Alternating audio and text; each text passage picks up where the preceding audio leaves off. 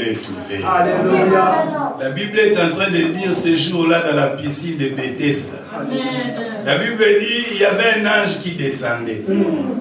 Et quand le ciel est ouvert, l'ange descendait. Et la Bible dit il y avait un paralytique. Cet homme était là, couché dans son lit. Et lui aussi l'attendait. Mais un jour, le ciel est ouvert pour cet homme. Il voit quelqu'un. Il lui dit, mais que fais-tu là? Que veux-tu? Il dit, non, comme l'eau est agitée, moi je n'arrive pas à me lancer. Alléluia. Et ce jour-là, on lui a dit, prends ton lit et marche. Alléluia. Alléluia. Est-ce qu'il y a quelqu'un?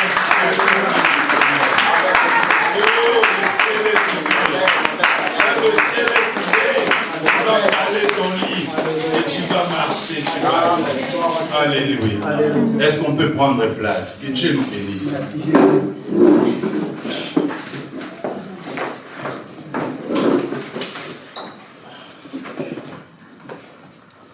Amen. Amen. Nous sommes dans la joie de revoir nos sœurs, la sœur Maria. Ça fait longtemps. Est-ce qu'on peut acclamer le Seigneur?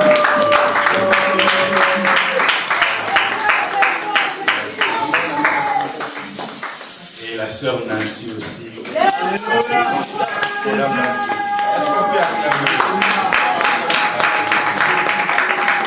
Je regarde le visage. Non, nous autres, on est là. Il y a le frère Chancel aussi. Ça fait longtemps. Alléluia. Est-ce qu'on peut acclamer le Seigneur?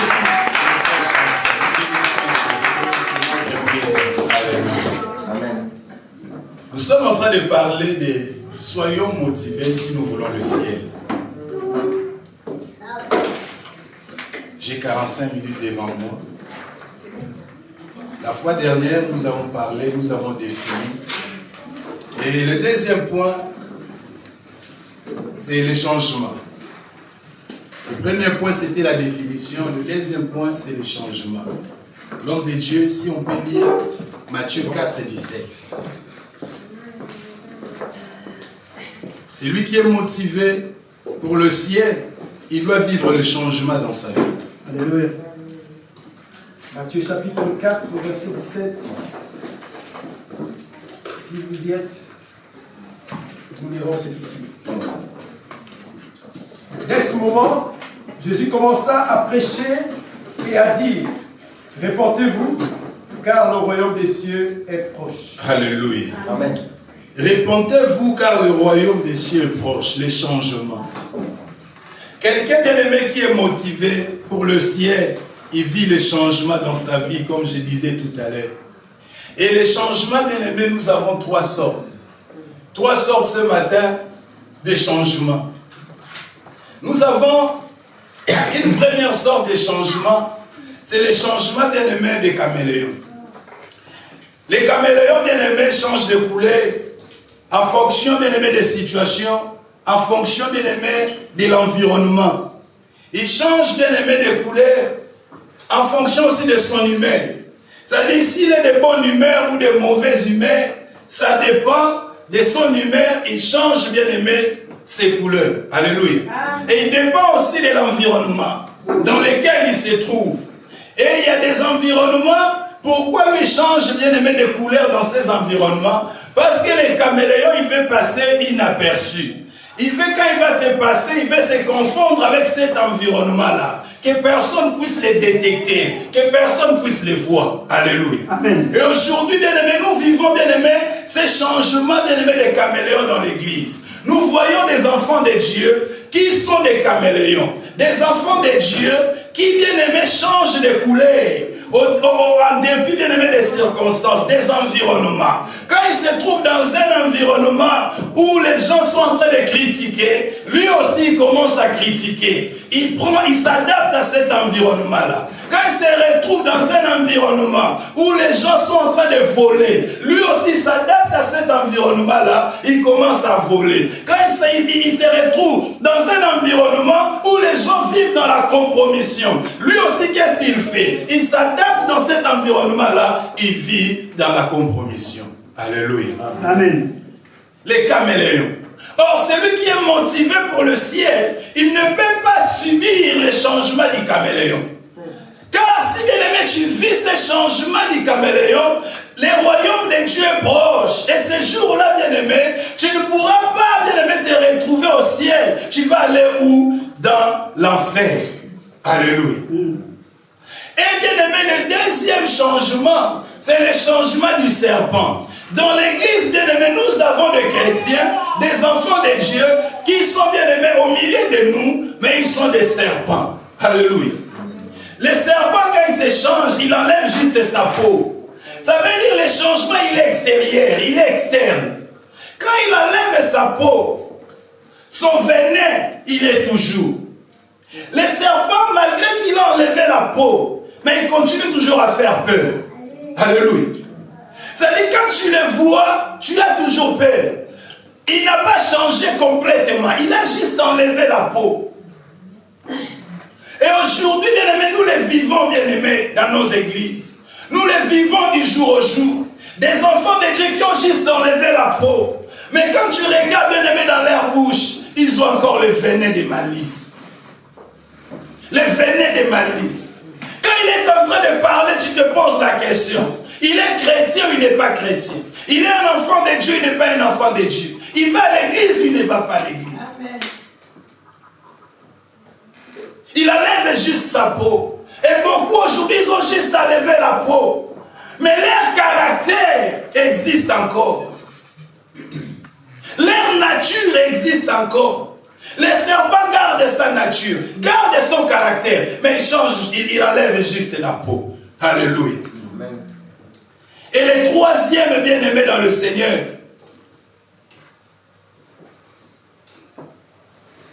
c'est la chenille.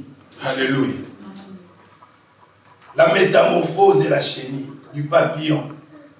La chenille, il se transforme au papillon. Quand ces changements s'opèrent, la chenille ne peut plus se retourner chenille. Quand il se met papillon, il ne peut plus se retourner chenille. Alléluia. Amen. C'est-à-dire quand il change, il y a tout qui change en lui. Il y a la transformation en lui. Les caractères changent. La nature change. Tout à l'heure, l'homme de Dieu est en train de dire que nous sommes les citoyens du ciel. Alléluia. Amen, amen. Nous avons la nature céleste. Nous avons la nature divine, bien-aimé. Quelqu'un qui est motivé pour le ciel, c'est quelqu'un, bien-aimé, qui vit cette transformation-là. Ça veut dire qu'il a changé la nature. Il n'a plus la nature charnelle. Il n'a plus la nature, bien-aimé, de ce monde. Il a maintenant la nature divine en lui. Et celui-là, il est motivé pour le ciel. Il est transformé.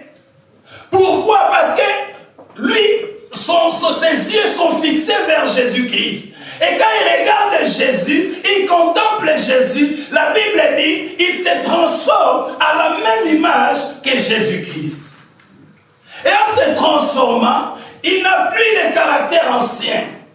Il a la nouvelle nature, la nature du ciel. Alléluia. Amen. Et ce matin, bien-aimé, Dieu veut que les changements soient radicaux dans nos vies. Une transformation, bien-aimée, qui fera en sorte que quand toi tu vas sortir, quand je vais sortir, quand les gens vont me voir, quand les gens vont te voir, quand les gens vont te toucher, qu'ils puissent toucher Christ. Quand les gens vont te voir, qu'ils puissent voir Christ. Alléluia. Amen, amen.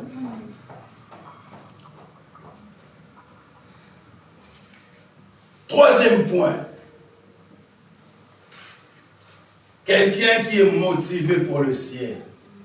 Je suis en train de courir. Il travaille de mieux en mieux à l'œuvre de Dieu. Alléluia. Quelqu'un qui est motivé pour le ciel, il travaille de mieux en mieux à l'œuvre de Dieu. L'homme de Dieu, nous allons lire 1 Corinthiens 15, 58. Il travaille de mieux en mieux, de progrès en progrès, à l'œuvre. 58. Verset 58. Je lis ce qui suit. Ainsi, mes frères bien-aimés, soyez fermes, inébranlables, travaillant de mieux en mieux à l'œuvre du Seigneur, sachant que votre travail ne sera pas vain dans le Seigneur. Alléluia. Amen. Pasteur Samuel, tu peux nous aider à lire dans les Semeurs 1 Corinthiens 15, 58.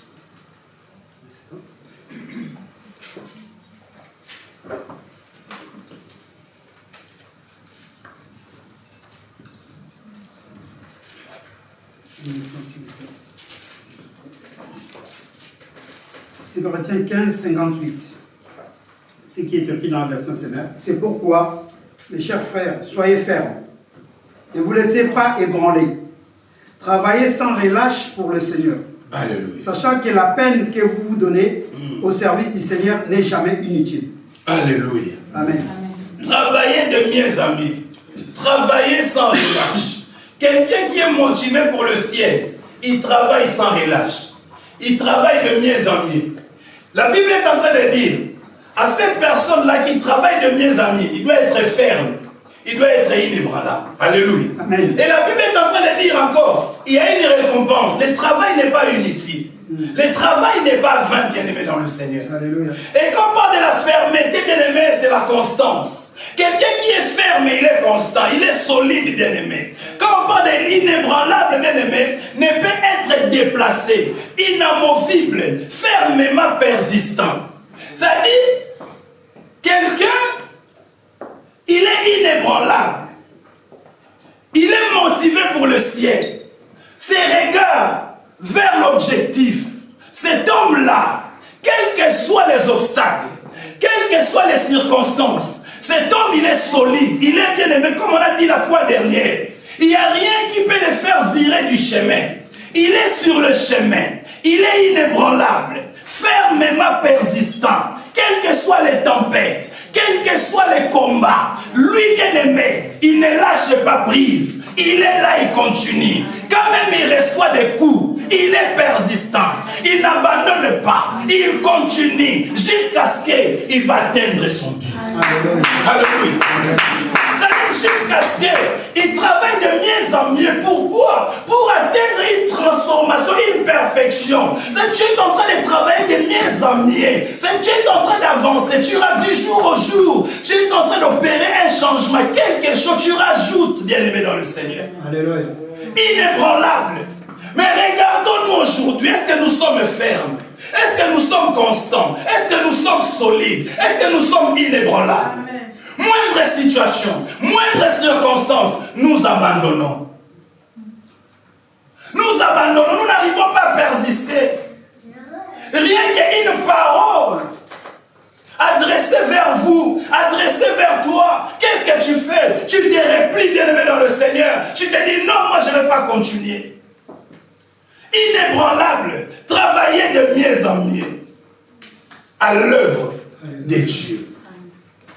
Et l'apôtre bien-aimé, il est en train d'exhorter bien-aimé les Corinthiens.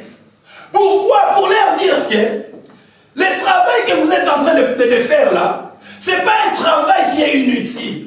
Il y a une récompense qui est derrière. Il y a une récompense qui est rattachée à ce travail-là. Aujourd'hui, quand nous venons dans les églises, bien-aimés, nous croyons que la récompense est réservée qu'aux ministres. La récompense est réservée qu'aux prédicateurs. Non, bien-aimés dans le Seigneur. La récompense est réservée à tous les disciples du Seigneur. Amen. Quand même quelqu'un prédicateur, il est ministre. Avant tout, nous sommes des disciples du Seigneur. Ça veut dire, en étant disciples, bien-aimés, en travaillant de mieux en mieux, il y a une récompense qui est rattachée à notre travail. Qui est rattachée, bien-aimés. Et ceux qui sont fermes, ceux qui sont inébranlables, ce sont ceux-là, bien-aimés, qui sont très bien enseignés. Ceux-là, bien-aimés, qui respectent la doctrine. Ceux-là, bien-aimés, qui sont assis sur la parole de Dieu. Alléluia. Amen. Maintenant, bien-aimés, la question à se poser. Qu'est-ce qui est l'œuvre de Dieu? Alléluia. Parce qu'on nous dit de travailler de mieux en mieux à l'œuvre de Dieu.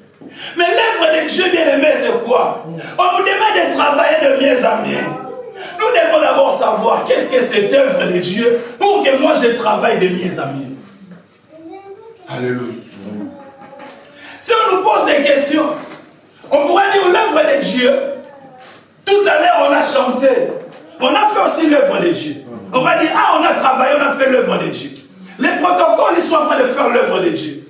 Moi aussi, je suis en train de faire l'œuvre de Dieu. Mais l'œuvre de Dieu, c'est quoi? Oh, il y a une œuvre bien aimée qui est au-dessus de ce que nous sommes en train de faire, en train de chanter. Il y a une œuvre qui est au-dessus. Tout ce que nous faisons émane bien aimé de cette œuvre-là. Cette œuvre-là occupe la première place. Cette œuvre-là, bien aimé, c'est la priorité. Mais quelle est cette œuvre-là? Travailler dans les champs, c'est pas mauvais. C'est pas une mauvaise réponse. C'est bien, je fais l'œuvre de Dieu. Mais il y a une source qui fait en sorte que toi, en étant là, tu fasses une œuvre de Dieu. Alléluia. Tu fasses une œuvre de Dieu. Il y a une source. Il y a une source. Nous allons lire Jean 6, 28 à 29. L'œuvre de Dieu, c'est quoi?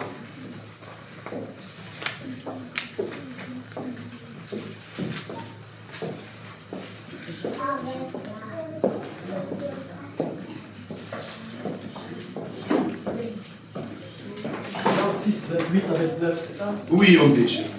Jean chapitre 6, du verset 28 au verset 29, j'ai dit ceci. Ils lui dirent, que devons-nous faire pour faire les œuvres de Dieu? Jésus leur répondit, l'œuvre de Dieu, c'est que vous croyez en celui qui l'a envoyé. Alléluia. Les Juifs étaient là, devant le Seigneur Jésus-Christ. Ils posent la question à Jésus. Qu'est-ce que nous devons faire pour accomplir les œuvres de Dieu? Quels sont les efforts que nous puissions multiplier pour que nous puissions faire les œuvres de Dieu? Quelle manière, quelle conduite à prendre pour que nous arrivions à faire l'œuvre de Dieu? Quelles sont les motivations que nous pouvons prendre pour accomplir les œuvres de Dieu? Jésus leur donne la réponse. Jésus leur dit, l'œuvre de Dieu est que vous croyez à celui que le Père a envoyé. Alléluia. L'œuvre de Dieu est que vous croyez à celui que le Père a envoyé. C'est ça l'œuvre de Dieu. Ça dit, si je suis là en train de chanter, c'est parce que j'ai cru à celui que le Père a envoyé.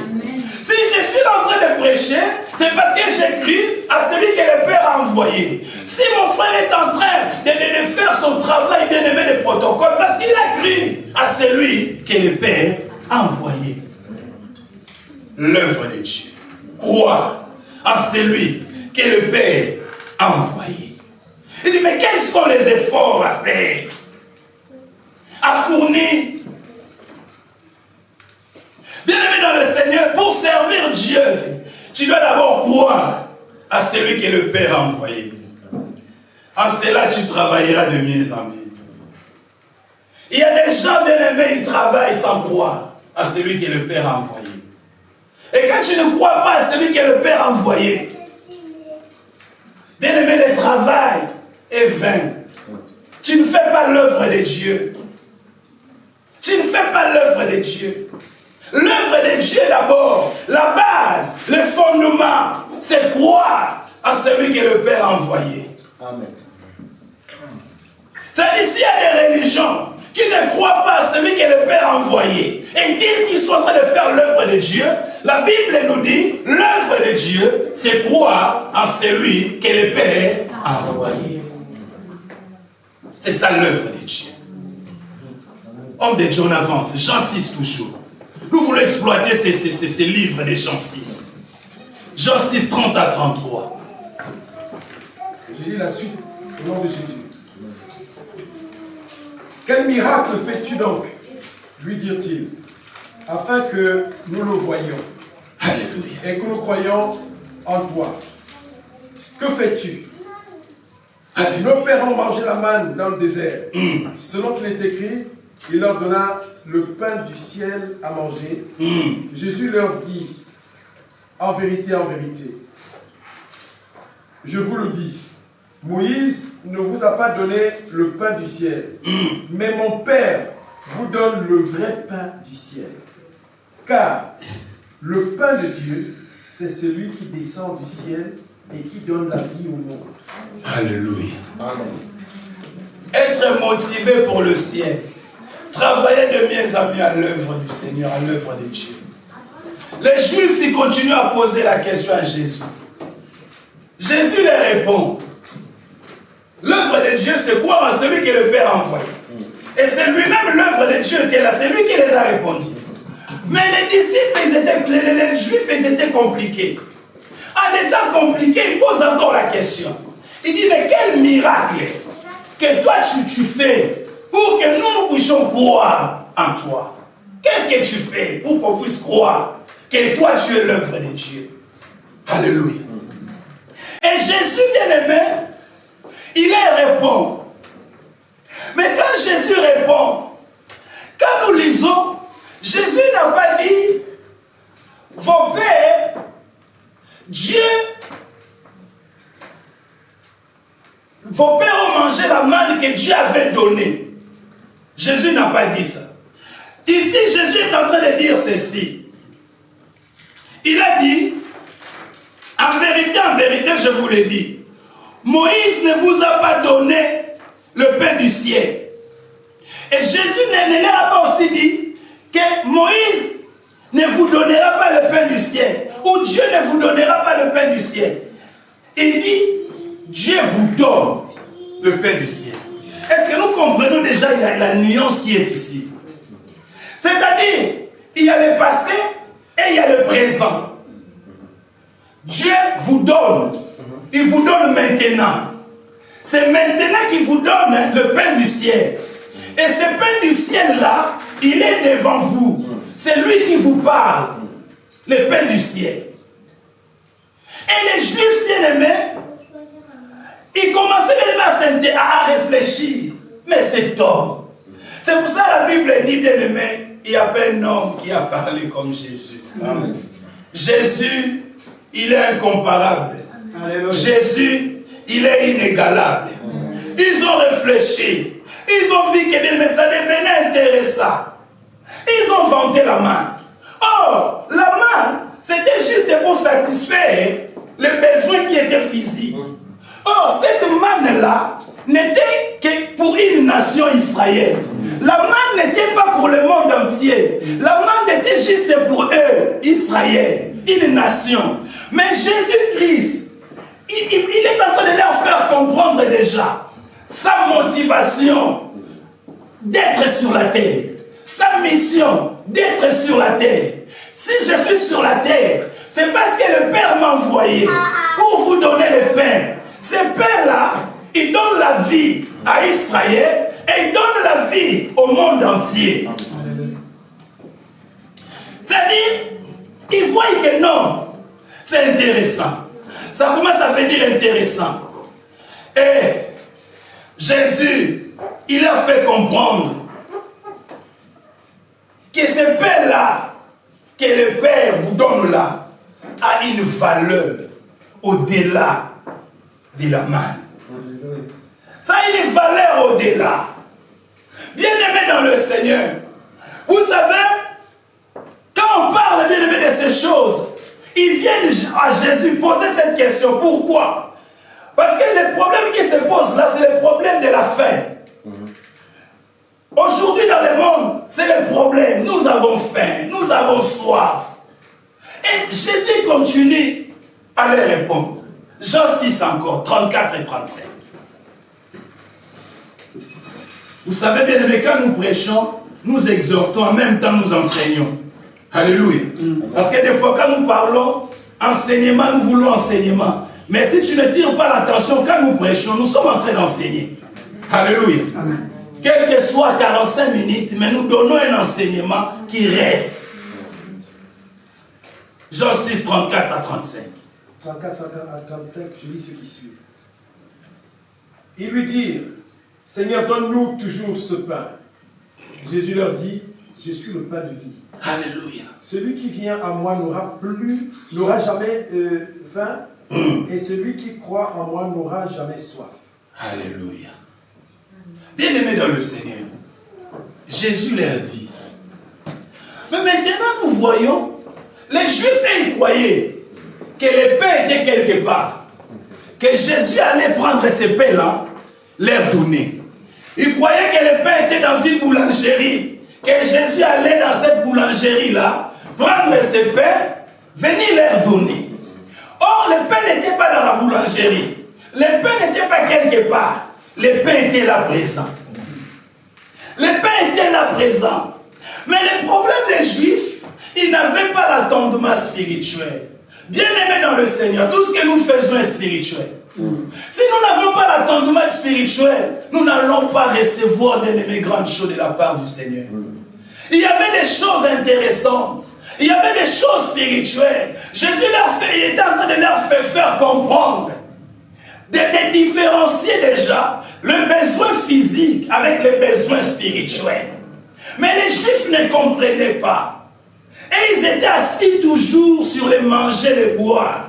Ils oublient que la parole de Dieu nous dit, le royaume de Dieu n'est pas le manger et le boire, mais le royaume de Dieu c'est quoi? C'est la justice, la paix, la joie par le Saint-Esprit. Et Jésus était là pour leur faire comprendre ces choses-là. Mais eux, ils ne voulaient pas, bien aimer. Aujourd'hui, nous nous focalisons toujours à ce qui est physique. Les physiques, les physiques, les physiques. Mais Christ est venu d'abord, bien aimé, pour établir ce qui est spirituel. Il dit, venir, vous n'aurez pas faim. Croire, vous n'aurez pas soif. Alléluia. Mais bien aimé, quand nous regardons, depuis que Jésus a parlé, a dit cette parole, jusqu'à présent, le problème de la faim subsiste toujours. Le problème de la soif subsiste toujours. Alléluia. Quelqu'un, quand il organise une fête, les gens, ils y vont pourquoi? Ils savent qu'il y a à manger, il y a à boire. Alléluia. S'il n'y a pas à manger, bien aimé, s'il n'y a pas à boire, les gens, ils ne viennent pas. Les gens, ils ne viennent pas. Jésus l'a fait comprendre, si nous venons, bien aimé, à lui, nous n'aurons pas faim, nous n'aurons pas soif. Il leur a dévoilé, bien aimé, son plan. Il leur a dévoilé, bien aimé, sa mission. Quelqu'un, bien aimé, qui est motivé pour le ciel, il travaille de mieux en mieux à l'œuvre de Dieu. Quand nous lisons Jean 4, bien aimé, nous voyons l'histoire de la femme samaritaine. La Bible dit Jésus-Christ, bien aimé, il arrive, bien aimé, dans ces champs-là. Il raconte, bien aimé, cette femme. La discussion, bien aimé, autour du puits. Je me pose la question parce que la femme était allée puiser. Mais peut-être il y avait aussi d'autres femmes, d'autres gens qui venaient puiser. Or, quand les gens viennent puiser, des fois, il y a un peu de discussion, il y a un peu de dispute. Mais est-ce que dans ces champs-là, il y avait seulement ce puits-là de Jacob? Est-ce qu'il n'y avait pas d'autres puits? Mais pourquoi Jésus, il vient toujours, il vient juste à ce puits de Jacob? Alléluia. Le puits de Jacob. Ce puits-là, bien aimé, c'est Jacob qui l'avait acheté. Mais quand Jacob a acheté le puits, il avait acheté le puits pour son fils Joseph. Jacob était l'acheteur, mais le propriétaire du puits, c'était Joseph. Est-ce qu'on peut lire Josué 24, 32? Et je vous demande de noter Genèse 33, 19, Genèse 48, 22. Josué 24 et 32.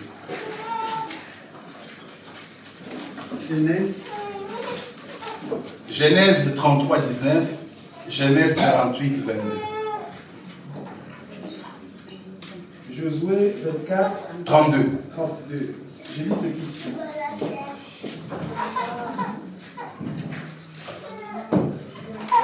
Josué, c'est avant juge. Vous lire maintenant? Oui. Josué chapitre 24, verset 32. Les os de Joseph que les enfants d'Israël avaient rapportés d'Égypte furent enterrés à Sichem, dans la portion du champ que Jacob avait acheté des fils de Hamor, père de Sichem, pour 100 Kessita. Alléluia. Et qui appartint à l'héritage des fils de Joseph. Alléluia. Bien-aimés, nous voyons ces champs-là. Les champs qui étaient dans une ville bien-aimée de Samarie. Et la ville bien-aimée était nommée Sichar. Le puits était dans ces champs-là. Et curieusement, Jésus-Christ, d'abord Jacob il a acheté. Il a acheté ce puits pour qui? Pour Joseph. Mais maintenant, curieusement, Jésus, dans sa marche, fatigué, il vient s'asseoir au puits de Jacob. Au puits de Jacob. Comme je disais tout à l'heure, s'il n'y avait pas d'autre puits. Bien aimé, Jésus-Christ avait une connaissance avancée. Une connaissance avancée de tous les prophètes. C'est lui le prophète par excellence. Il était plus que Jacob, bien-aimé. En s'approchant du puits de Jacob, en réalité, Jésus s'approchait auprès des deux grands prophètes. Alléluia. Quand nous voyons déjà l'histoire, la discussion, la femme, il dit, le puits, il est profond. Mais toi, tu n'as rien pour puiser. Mais comment tu vas puiser? Mais toi, la femme, le puits est profond. Toi, tu puises avec quoi? Alléluia. Or, la femme oublie que Jésus-Christ est le véritable puits. Et Jésus lui dit, moi, si je te donne de l'eau, c'est de l'eau vive. Ça coulera jusqu'à l'éternité. Ça veut dire le puits de Jésus, qui est plus profond, parce que Jésus est plus profond. Tout à l'heure, tu nous as conduit la profondeur. Et s'il y a la profondeur, c'est Christ qui est la profondeur. Et le puits de Jésus ne sort que de l'eau vive. Alléluia.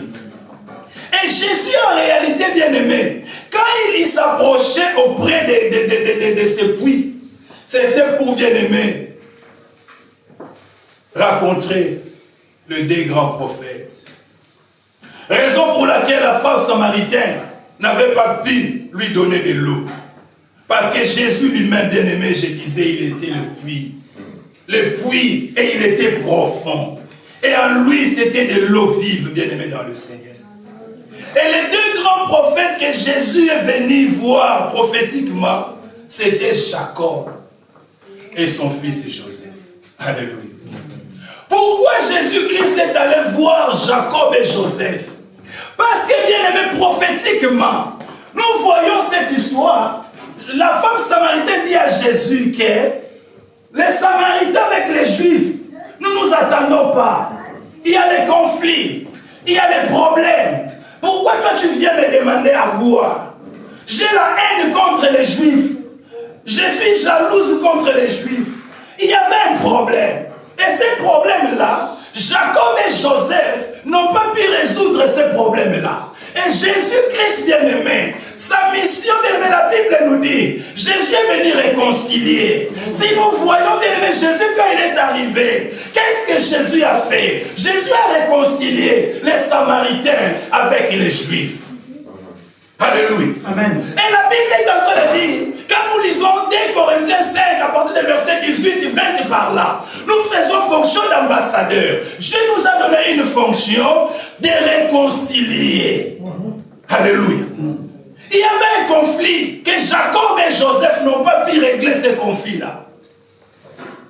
Et Jésus est venu pour régler ces conflits.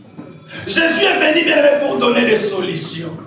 Jésus est venu pour donner des résolutions que Jacob n'a pas pu donner aux Samaritains, que Joseph n'a pas pu donner, et Jésus est venu donner cette solution, corriger les erreurs bien-aimées de Jacob et de Joseph. Alléluia. Est-ce que je me fais comprendre? Est-ce que quelqu'un me comprend? Est-ce que quelqu'un me comprend? Amen. Si tu me comprends, tu acclames le Seigneur.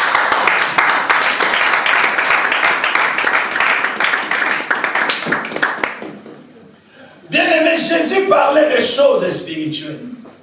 Jésus ne parlait pas, bien-aimé, des choses charnelles. Jean 6, 26 à 27.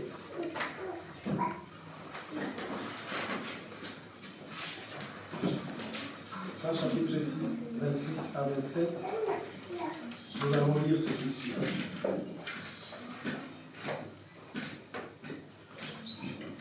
Et Jésus leur répondit, en vérité, je vous le dis, vous me cherchez, non parce que vous avez vu des miracles, mais parce que vous avez mangé des pains. Alléluia. Et que vous avez été rassasiés. Alléluia. Travaillez, non pour la nourriture qui périt, Jésus. mais pour celle qui subsiste, et pour la vie éternelle. Alléluia. Et que le Fils de l'homme vous donnera. Alléluia. Car c'est lui que le Père, que Dieu a marqué de son sceau. Alléluia.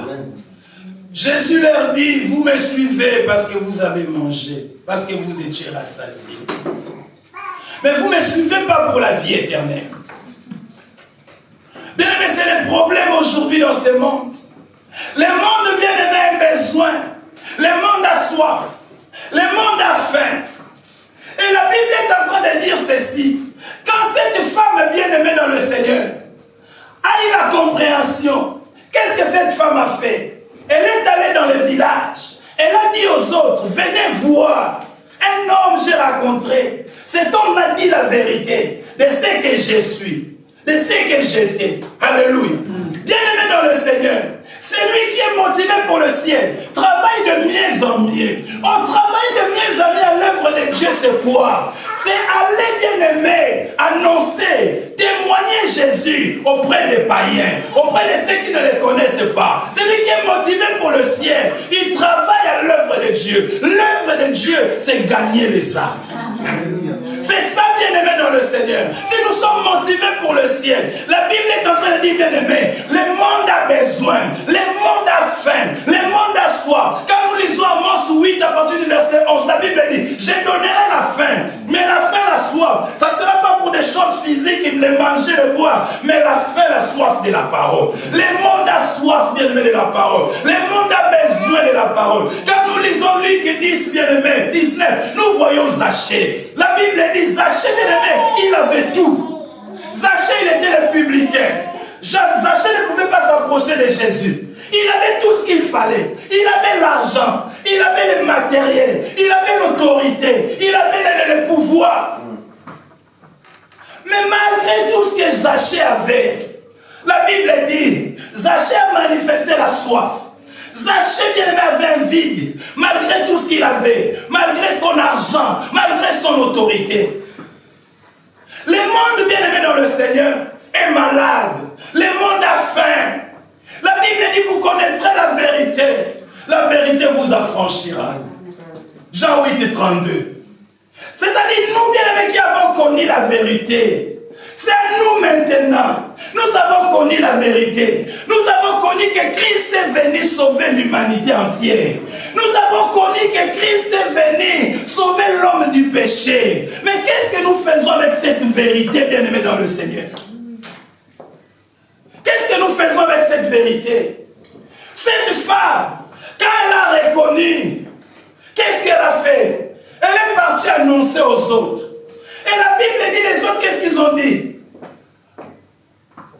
Nous avons cru, non seulement parce que nous t'avons écouté, mais c'est parce que nous l'avons écouté. Alléluia. Bien-aimé dans le Seigneur, la vérité. C'est lui qui est affranchi, bien-aimé dans le Seigneur. Il est porteur, bien-aimé, de la lumière. Celui qui est affranchi, celle qui est affranchie, elle est porteuse de la lumière, bien-aimé. C'est ça notre mission. Si, bien-aimé, nous avons cru au Seigneur, nous connaissons la vérité, c'est pour porter la lumière, bien-aimé, dans le monde. Amen. Mais qu'est-ce que nous faisons avec la lumière? Nous gardons la lumière pour nous. Or, quand nous gardons la lumière pour nous, nous ne travaillons pas de mieux en mieux. Alléluia. Quand nous gardons la vérité pour nous, nous ne travaillons pas de mieux en mieux.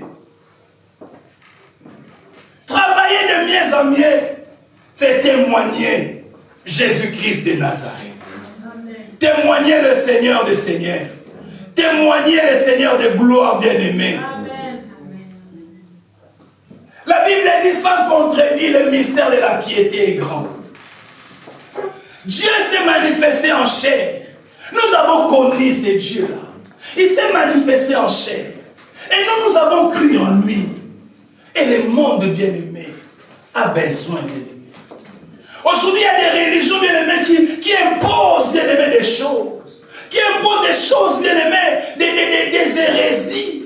Nous qui avons la vérité, au lieu d'aller imposer notre vérité, mais nous n'arrivons pas à imposer la vérité au monde bien-aimé.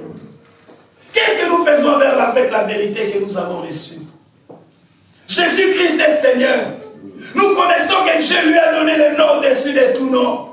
Au nom même des microbes, Jésus a reçu le nom au-dessus des microbes, au-dessus des maladies. Juste aller dire à quelqu'un que Jésus-Christ est Seigneur. C'est lui le Dieu qui a reçu le nom au-dessus de tout nom. Juste aller dire à quelqu'un Jésus est Dieu. Amen. La Bible dit le mystère de la piété est grand, sans contredit. Quand on parle du mystère, c'est quelque chose qu'on n'arrive pas à comprendre. On n'arrive pas à expliquer. Le mystère est grand. Dieu manifesté en chair. Comment expliquer ça? C'est pour cela, bien-aimés, nos amis de l'autre côté, quand vous leur dites que Jésus est Dieu, ils se disent, mais comment Dieu peut mourir? 1 Timothée 3,16, sans contredit, le mystère de la piété. Ce mystère, il est grand. La Bible dit, c'est manifesté en chair. Il s'est vu par les anges, bien-aimés dans le Seigneur. C'est-à-dire, dans la naissance de Jésus, les anges l'ont vu. Dans sa résurrection, les anges l'ont vu. Dans son ascension, les anges l'ont vu. Quand il était dans la tentation de Matthieu 4, bien-aimés, les anges l'ont vu. C'est Jésus-là que nous confessons. C'est Jésus-là que nous prions. C'est Jésus-là qui est la vérité. Mais nous gardons cette vérité pour nous. L'Église est devenue égoïste et bien-aimée dans le Seigneur. Quelqu'un qui travaille pour le ciel, bien-aimé, il est motivé. Il ne garde pas la vérité pour lui. Il n'est pas égoïste et bien-aimé. Les gens sont perdus, bien-aimés. Dans nos familles, les gens sont perdus. Dans nos communautés, les gens sont perdus. Dans la société, les gens sont perdus. Mais il y a les chrétiens qui sont là. Mais les chrétiens n'arrivent pas à communiquer la vie. Il y a des chrétiens qui sont là. Là où ils sont, il y a les ténèbres. Mais les chrétiens n'arrivent pas à communiquer la lumière.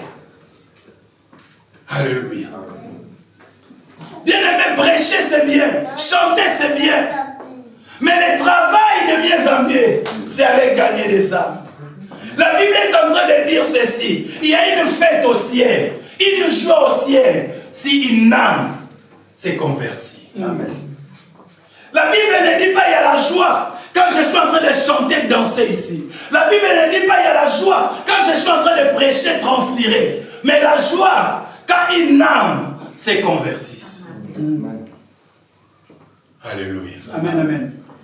Est-ce que tu veux travailler de mieux en mieux à l'œuvre du Seigneur? Est-ce que tu vas travailler de mieux en mieux à l'œuvre du Seigneur? Est-ce que tu vas gagner les âmes pour le Seigneur? Bien, mais nous parlons de la croissance. Nous voulons, l'église, et il faut que l'église puisse croître. Mais bien aimé, comment l'église va croître si toi et moi nous n'annonçons pas? Alléluia. Des fois tu vas te dire, moi j'ai peur, la parole du Seigneur est dure. Bien aimé dans le Seigneur, vous savez, la Bible dit, ce qu'il a prédestiné, qu'est-ce qu'il a fait? Il les a appelés. Ça veut dire, quand toi tu vas aller parler, il y en a des prédestinés. Il y en a des appelés que Dieu lui-même va toucher, va ramener. Toi et moi, nous faisons juste le travail. Nous parlons. Alléluia. Amen. Mais ce n'est pas à toi de toucher. Bien-aimé, tu peux avoir la connaissance, bien-aimé, du monde entier. Tu as la Bible là, de Genèse à Apocalypse, verset par verset. Tu les as en tête. Tu vas prêcher quelqu'un. Si Dieu ne le touche pas, ce ne sont pas bien aimé des paroles que tu sortes là, les bons français que tu sortes là, qui va amener la personne à l'église. Non. C'est vrai. Alléluia. Amen. Ce n'est pas les bons français, ce n'est pas ta connaissance, mais c'est Dieu qui touche les cœurs. C'est lui-même qui convainc et c'est lui-même qui appelle. Amen. Et nous devons travailler de mieux en mieux. Allez juste annoncer, bien-aimés dans le Seigneur. Nous n'annonçons pas. Nous, le travail, c'est le dimanche. Quand nous venons là, nous avons travaillé. Non, ce n'est pas le travail, bien-aimés dans le Seigneur. Alléluia. Amen. Dieu nous appelle à nous révolter. Est-ce que quelqu'un peut se révolter ce matin? Amen. Quelqu'un peut dire non, je me révolte. Je me révolte, je vais travailler. Nous croyons peut-être travailler, bien-aimés. Mais nous ne travaillons pas. Nous ne travaillons pas. Nous ne travaillons pas, bien-aimés, dans le Seigneur. Nous ne travaillons pas. Nous devons travailler pour le Seigneur. Nous devons dépeupler, bien-aimés, le royaume du diable pour peupler, bien-aimés, le royaume de Dieu. Amen. Mais la vérité, nous l'avons, bien-aimés, dans le Seigneur. Nous allons chasser cet esprit d'égoïsme. Cet esprit, bien-aimé, d'égoïsme. Nous allons les chasser. La joie au ciel. C'est le secret. Comment donner la joie au ciel? Si tu veux que le ciel soit dans la joie, va juste gagner les âmes. Le ciel sera dans la joie. C'est ça le secret. Alléluia. Amen. Gagnez les âmes. Le ciel sera dans la joie. Dis, je vais gagner les âmes. Je vais gagner les âmes pour le Seigneur. Non, mais je veux vraiment que tu fasses de ça une parole de foi. Que tu fasses de ça une promesse. Vous savez, que tu fasses de ça un vœu. La Bible dit, vaut mieux un homme de ne pas faire un vœu que de faire un vœu et de ne pas accomplir des vœux. Alléluia. Amen. Bien-aimé, la mission que Dieu nous a donnée, c'est ça. Et ce matin, j'aimerais que, bien-aimé, ça soit un vœu que nous voulons faire à Dieu. Un vœu, bien-aimé, d'aller annoncer Jésus. Un vœu, bien-aimé, de dire que Seigneur, j'ai reçu le Saint-Esprit.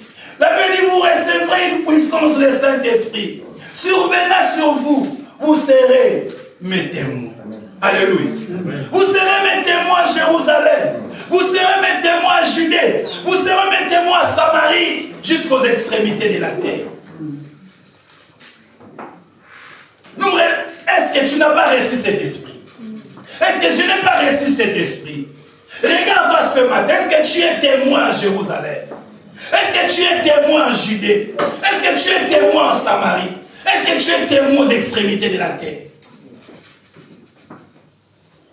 Alléluia. Amen. Bien-aimé dans le Seigneur, c'est ça la maturité. Vous savez aujourd'hui, des fois quand nous parlons de la maturité, on croit être mature, c'est avoir des versets dans la tête, avoir la connaissance. Non, bien-aimé. Vous savez, la Bible dit la nature elle-même ne vous enseigne-t-elle pas? Quand nous voyons un champ, bien-aimé, un plant de tomates, pour qu'on puisse savoir que ce plant de tomates est arrivé à maturité, ça doit produire les tomates. Alléluia. Pareil un manguier, pareil un avocatier. Et pour reconnaître qu'un humain, physiquement, est arrivé à maturité, il y a la reproduction. C'est-à-dire, la personne est arrivée à la capacité maintenant de reproduire. On dit que non, la personne est mature. Là, c'est physiquement. Alléluia. Et bien aimé, les choses bien aimées spirituelles s'expliquent aussi physiquement.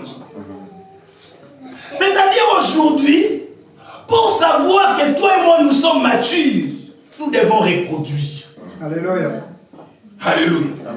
C'est-à-dire la maturité spirituelle. Pour qu'aujourd'hui Dieu regarde et dit, Éveil est devenu mature. Il faut que Dieu voie ici des personnes que moi j'ai engendrées dans le Seigneur.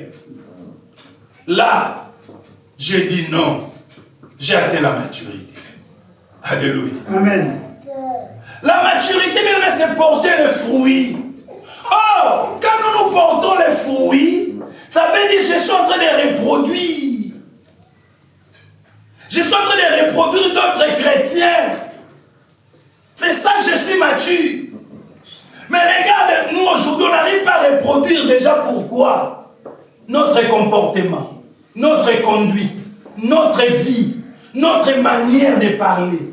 On est encore des enfants. Tu vas gagner qui? Alléluia. Alléluia. Tu vas gagner qui? Est-ce que Josias, comme il est là, un enfant, mon fils Isaac, il va me gagner à quoi? Alléluia. Il va me gagner à quoi?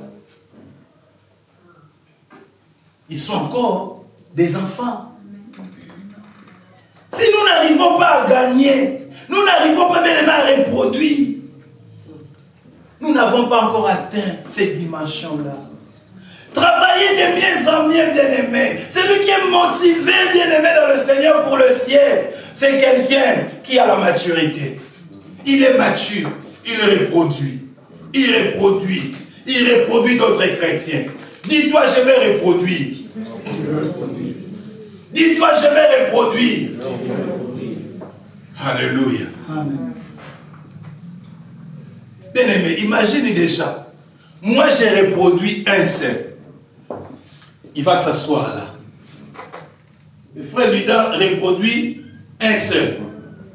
Parce que lui, il est là, il va s'asseoir là. Il y a déjà les débordements. Le pasteur, il reproduit, il s'assoit là. La sœur reproduit, s'assoit là.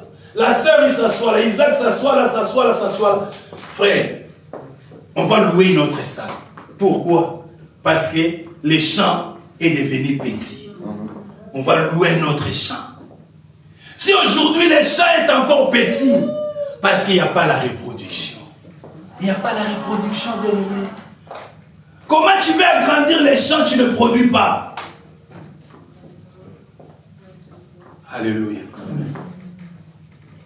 Tu ne produis pas, tu vas grandir comment?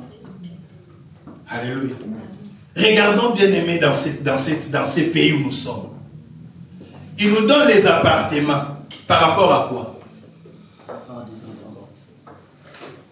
Par rapport à la reproduction. Il dit, lui, il en a 3, il a 4 pièces. Lui, il n'a pas, il a un studio. Lui, il en a 5, il a un étage, on appelle ça quoi? Un duplex. Duplex. La nature, bien aimée, ça doit nous enseigner. Ça doit nous enseigner, bien aimé, dans le Seigneur. La maturité, c'est reproduire d'autres chrétiens. Alléluia. Amen. Alléluia. Amen. Est-ce qu'on peut acclamer Jésus?